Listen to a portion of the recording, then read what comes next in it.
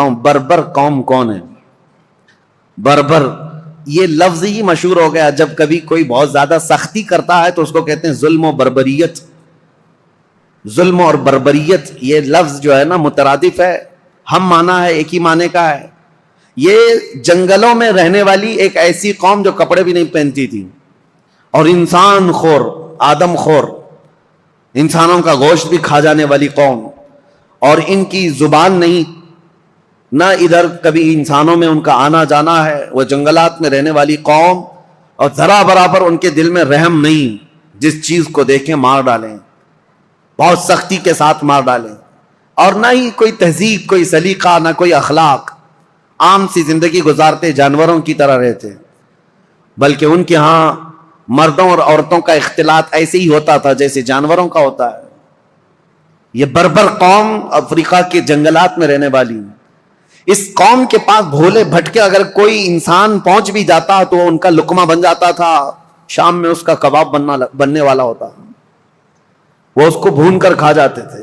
اس سخت ترین قوم کے پاس جانا ایک بہت بڑا چیلنج تھا. رسول پاک صلی اللہ تعالی علیہ وسلم کے عظیم ترین صحابہ جو چٹانوں کے پاس بھی جمے رہ گئے، سمندروں کو بھی انہوں نے پھلانگ دیا، وہ انسانوں کی ایک جماعت سے کیسے پیچھے ہٹتے ہیں، وہاں پر بھی پہنچ گئے، افریقہ کی اس بربر قوم کے پاس پہنچے. اب آپ کو میں بتاؤں، وہ بربر قوم جو آدم خور تھی، انسانوں کو کھاتی، ظلم ان کا بہت انتہا کو رہتا، وہ اچانک دائرہ اسلام میں آئے، میرے مصطفیٰ کریم صلی اللہ علیہ وسلم کے سچے غلاموں میں شامل ہوئے. کیسے یہ انقلاب آ سکتا ہے؟ کبھی آپ سوچیں. ہم نے بہت تحقیق کی کہ ایک نئی قوم کے پاس جانے کے لیے ان کی زبان تو کم سے کم معلوم ہونی چاہیے، ان کو تبلیغ کس زبان میں کریں. اور عربوں کا حال یہ ہے کہ وہ اپنی عربی چھوڑ کر دوسری زبان بولنا ہی نہیں چاہتے.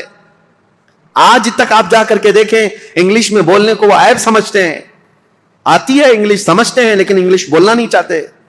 کہتے ہیں نہیں، ہماری زبان عربی ہے، باقی سب گونگے ہیں. عرب کو آج بھی اپنی زبان پر وہ فخر ہے. اس بربر قوم کے پاس جو زبان تک نہیں جانتی، صحابہ دین اسلام لے کر کیسے گئے؟ ہم نے معلوم کیا تو اس بربر قوم کو انہوں نے زبان سے نصیحتیں نہیں کی، بلکہ صرف اخلاق رسول سے ان کو اسلام کی طرف مائل کیا ہے. صرف میرے آقا صلی اللہ تعالی علیہ وسلم کی خوشبوئیں تھیں جو اس افریقہ کے جنگلات میں رہنے والی قوم کو بھی اسلام کا گرویدہ بنایا. یہ دور عثمانی میں افریقہ میں اسلام داخل ہو چکا.